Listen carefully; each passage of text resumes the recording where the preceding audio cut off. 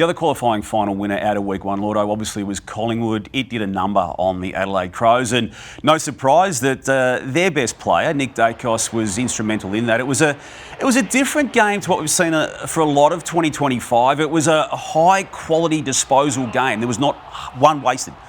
Spot on, Damo, and we wanted to show that because we've seen him have 40-odd disposals, but this was only 24, but as good as a 40 disposal game. So we've seen a lot of players, even, don't want to knock Sheasel, but he got his 50-odd disposals. But I love this 24 disposal game because it was just exquisite. In a final like this, to just be hitting players lace out, the time, the poise, and this one, not going onto his left foot, using his right foot, but just being able to angle it and kick a big goal. And you saw pretty early that Collingwood were on. Down back with no Jeremy Howe, that was the narrative going into the game, and it was a worry for the Collingwood. It didn't matter. Darcy Moore and Braden Maynard just dominated the air. They dominated the moments, and ultimately what they did down back, Lotto's made everything work. Yeah, Frampton was good. Quaynor was sensational as well. So they conceded 50 entries, but only 8 goals. So I thought that was the backbone of their win, how good their team defence was, and particularly Moore, Maynard. I just love I love this bloke. He is built for finals, Braden Maynard. He just didn't stop. He was too good for Fogarty.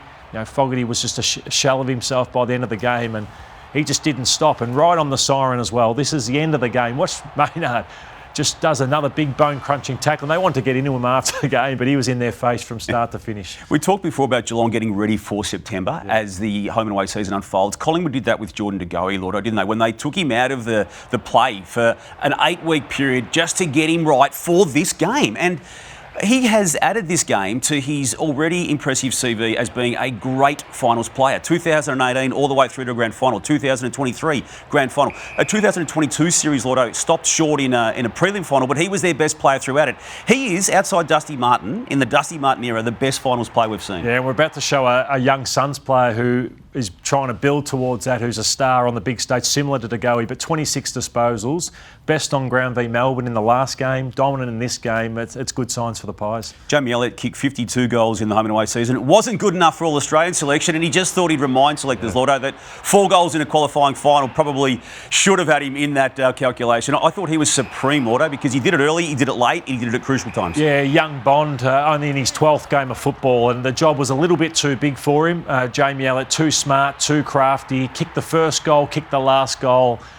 What a player he's been. There was a period I worried that his body would never allow him to do what he can do, but he's been a star now for a number of years.